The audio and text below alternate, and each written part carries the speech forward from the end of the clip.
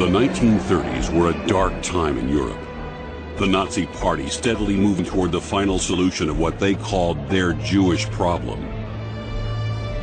Stormtroopers swept across Germany and Austria, burning synagogues, smashing and looting Jewish businesses. Jewish families quit their jobs, packed up their belongings, and fled for their lives. Many, even most, found there was nowhere to go. Nation after nation closed their borders. On the other side of the world, however, one nation opened its doors.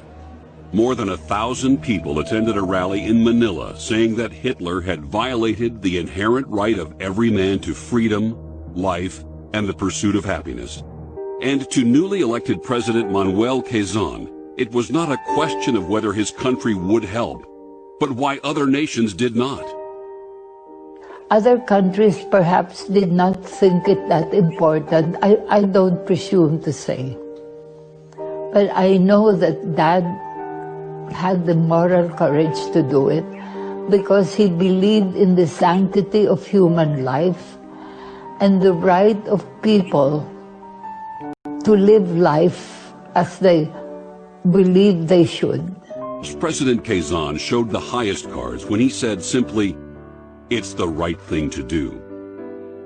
In the end, a deal made over poker, bourbon, and cigars would mean escape for over 1,300 European Jews.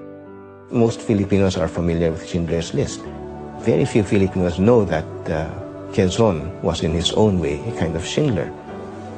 Saying that the Filipinos would be glad that when the time of need came, their country was willing to extend a hand of welcome, Quezon opened his country and even a portion of Marikina, his private estate, to the desperate refugees.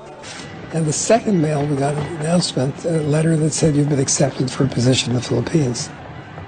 We went to the Philippines because it was the only place that gave us a visa. We were the last train out of Berlin. They closed the border.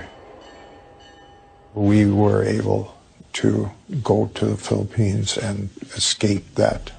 At that time, we were really free. Manuel Quezon died before his country was liberated, but the link to Jewish freedom was not forgotten. In 1947, the Philippines was the only country in Asia to vote for the partitioning of Palestine, leading to the creation of the State of Israel.